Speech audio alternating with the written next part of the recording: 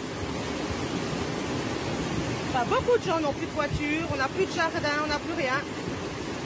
Et eux, ils sont bloqués chez eux, c'est le bordel.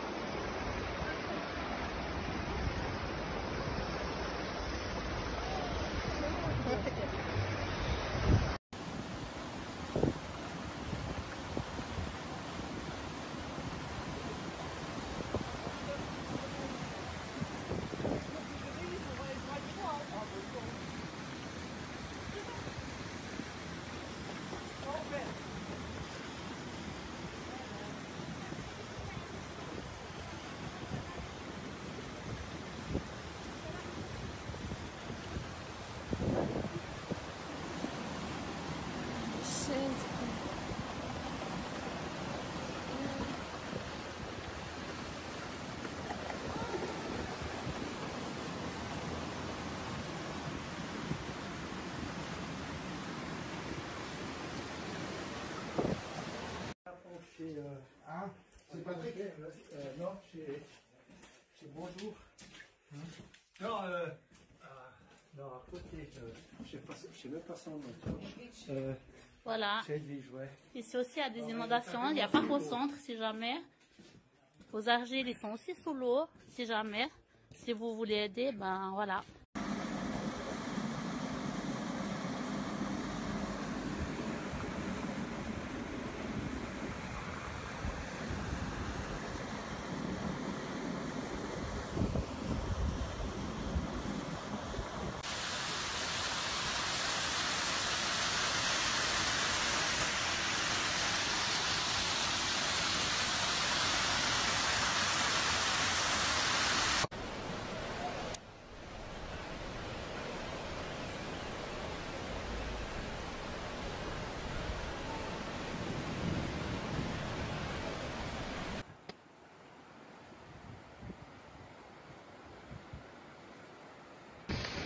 Mamma mia, ma che sono affonnati.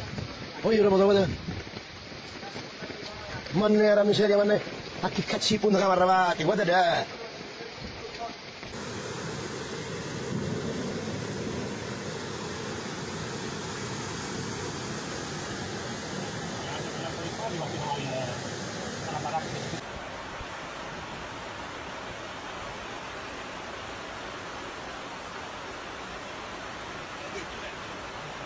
anni.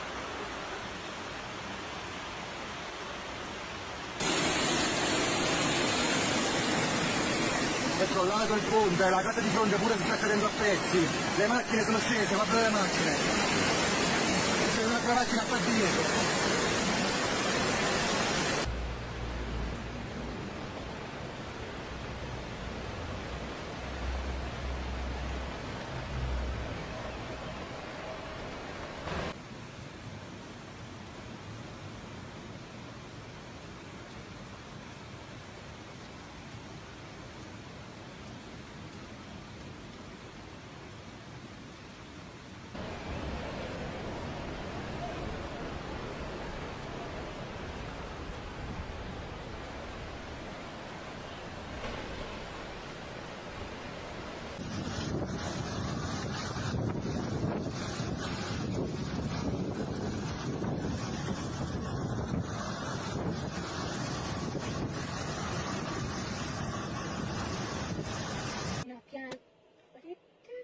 Papà si sta alzando l'acqua.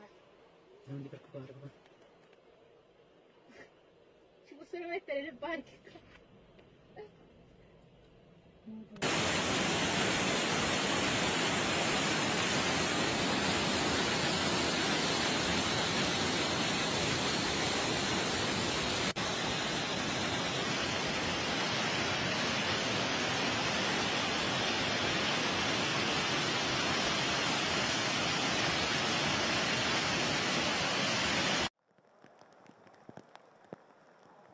Des images impressionnantes de coulées de boue envahissant les rues.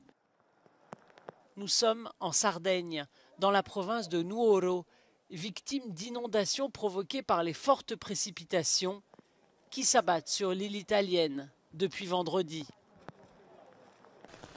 3 personnes ont été tuées et 4 autres sont portées disparues. L'une des victimes est un agriculteur pris au piège dans son camion, emporté par une rivière de boue. Le corps d'une femme âgée a été finalement retrouvé. Elle a été surprise dans sa cave par l'inondation. La petite ville de Biti, dans la partie nord de l'île, a été particulièrement frappée par le mauvais temps qui devrait toucher le sud de l'Italie dans la journée. En 2013, des inondations toujours dans le nord de la Sardaigne avaient tué 19 personnes.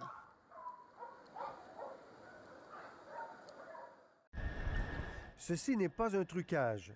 Ce nageur est en train de s'exercer en plein milieu de la place Saint-Marc. Les Vénitiens ont l'habitude de marcher dans l'eau, mais cette fois, la crue de près de 2 mètres dépasse toutes les prévisions. Quindi 1,87, io non l'ho mai visto nella mia vita. Cette résidente, manifestement ébranlée, raconte qu'une sorte d'ouragan a déferlé sur la ville. C'était horrible, dit-elle. En pleine nuit, des magasins et des réceptions d'hôtels ont été envahis par les flots. Des gondoles et des bateaux-autobus projetés sur les trottoirs. La célèbre cité des Doges a été submergée. La majestueuse basilique Saint-Marc a subi des dommages très importants au rez-de-chaussée et dans la crypte. Il y aura des millions d'euros de dégâts, estime ce responsable du monument le plus connu de la ville. Nous avons déjà dit que la basilique vieillissait de 20 ans à chaque inondation, mais cela risque d'être beaucoup plus encore cette fois. Venise est encore en grande difficulté pour ses déplacements dans les transports en commun. Nous avons eu 2 pics de montée des eaux dans la journée. Ce matin, c'était difficile pour rejoindre son travail. La plupart des commerces étaient fermés et les Vénitiens, la plupart des résidents sont restés à la maison. L'avenir de Venise est en jeu, dit le maire. On ne peut plus vivre comme ça. Notre crédibilité internationale en dépend. Il demande l'aide de l'État italien pour limiter les dégâts et n'hésite pas à attribuer cette catastrophe au réchauffement climatique mondial. Les commerçants sont excédés, les commerçants sont même fatigués, ils passent des nuits entières dans leurs magasins pour pouvoir surveiller leurs marchandises et limiter la perte de cette marchandise. D'autre part, nous avons la présence de touristes qui sont plutôt enchantés d'assister à un phénomène aussi exceptionnel. Un projet de protection de Venise par d'immenses digues rétractables est en construction depuis plus de 10 ans. À cause de problèmes multiples liés à des scandales de corruption, le projet a coûté plus de 6 milliards d'euros sans résultat tangible pour l'instant. Un défi de plus pour ce joyau maritime construit sur pilotis, fréquenté par des millions de touristes et qui s'enfonce inexorablement dans la mer depuis une bonne dizaine de siècles. Ici Sylvain Desjardins, Radio-Canada, Montréal.